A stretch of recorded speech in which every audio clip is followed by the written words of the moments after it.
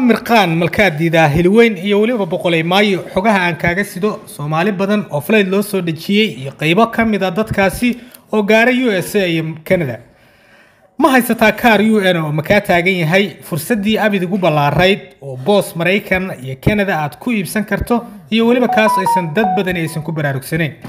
haddii ba kaarkaaga UN yahay sanadii 2007 8 ilaa 15 fadlan xogtaada raadi rajada la qabo iyo xilliga ay wax bilaabayaan inta waxaan ku kala wadaagi doonaa fiidiyogan ka horse waxaan ka codsanayaa si xushmad ku jirto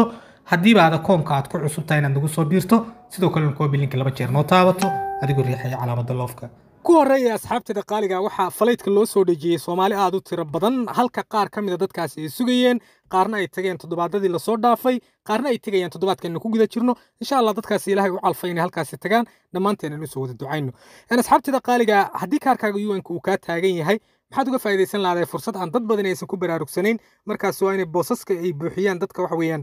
kaarkooda uu shaqaynayo ama uu wax weeyaan dhaqdhaqaaqayo isla markaana dhawaan iyagana flight-ka loo soo dhajin doono oo migration ka tagi doona arrintaasi waa arrin ay Soomaali badan aysan ku baraarugsanayn oo lacagaha la kala siisanayaan ay aad u yar yihiin boosaska halka qaar kamid ah dadkii boosaskaasi iibsadan ay tageen chance-kaasi waxa ka faa'iideysan kara qofkii maanta wax weeyaan xogaha isugu aadan tahay oo kharashkaas waxa weeyaan aan ku bixi karaya in qofka booskaas laga iibsada run ahaantu waa kharash aad u yar weeyaan abidna waxa weeyaan kharashkii ugu yaraa ee lagu tago America iyo Canada asxaabta qaaliga mirqaan malkaadiida iyo hilweyn waxa laga dareemayaa maalmahan waxa weeyaan dhaqdhaqaaqyada in dhawaan insha Allah shaqo ay ka bilaaban doonto oo waxa weeyaan waxa la sheegaya qaar kamid ah xiriyaha inay soo gaareen meelihii lagu bixin lahaa kaarkii wajiga waa dadka cusub halka la rajaynayo in insha Allah markii shaqadaasi ay waxa weeye ay bilaabato dhinaca kalena insha Allah ay ka furmi doonto inta cusub la diiwaan geliyo asxaabteeda qaaliga insha Allah waxa weeyaan reer Kambala waxa weeyaan maalmihii ugu dambeeyay waxa socday